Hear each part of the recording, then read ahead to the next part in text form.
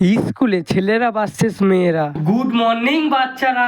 Good morning sir. Good morning sir. তো বাচ্চারা, আজকে তোমাদের স্কুলের প্রথম দিন, তাই কোনো গাড় পাকামো না, মানে আজকে কোনো দুষ্টুমি নয়। আজকে থেকে আমি তোমাদের ক্লাস টিচার জনিদা, হেডমাস্টার ফোরাম উদুমপুর বটতলা।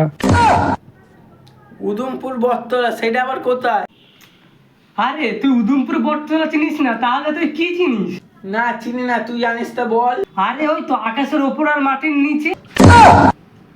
হারামজাদা, তুই আমার ক্লাসে গাড় পাকামো করছিস?